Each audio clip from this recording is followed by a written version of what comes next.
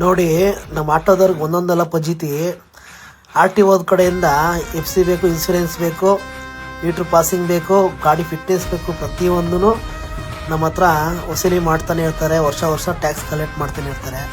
ಹಂಗೆ ನಮಗೊಂದು ಹೊರ್ತಾ ಬಿದ್ದಿದೆ ನೋಡಿ. ಏನು ಹೊರ್ತಾ ಅಂದರೆ, ನಮ್ಮದು CNG ಆಟೋ ಯಾರು ಇಟ್ಕೊಂಡಿದ್ದಾರೋ ಅವ್ರಿಗೆಲ್ಲ CNG ಟ್ಯಾಂಕ್ ಟೆಸ್ಟಿಂಗ್ ಮಾಡ್ತಾರೆ. ಇಲ್ಲಿ ಕೊಲ್ರೊಟ್ಟಿ ಹತ್ರ ನೋಡಿ, ಇದೇ ಪ್ರೊಸೆಸಿಂಗು ವಿಡಿಯೋಗಳು. ಫುಲ್ಲು ಅದರಲ್ಲಿರೋ ಗಲೀಜನ್ನ ನೀಟಾಗಿ ತೆಗೆದು ಪ್ರತಿಯೊಂದನ್ನು ಟೆಸ್ಟಿಂಗ್ ಮಾಡ್ತಾರೆ. ಅಂದರೆ 360 ಪ್ರೆಷರ್ ಕೊಟ್ಟು ಟ್ಯಾಂಕ್ ಫಿಟ್ನೆಸ್ನ ಚೆಕ್ ಮಾಡ್ತಾರೆ. ನೋಡಿ, ಆ ಟ್ಯಾಂಕ್ ಒಳಗೆ ಹಾಕಿ ಲಾಕ್ ಮಾಡಿ, ಸೊ ಪ್ರೆಷರ್ ಮಿಂಟಲ್ಲಿ ಪ್ರೆಷರ್ ಕೊಡ್ತಾರೆ. ಗ್ಯಾಸ್ ಪ್ರೆಷರ್ 360 ಕೊಡ್ತಾರೆ. ಇಷ್ಟೆಲ್ಲ ಪ್ರೊಸೆಸಿಂಗ್ ಇದೆ ಬ್ರದರ್.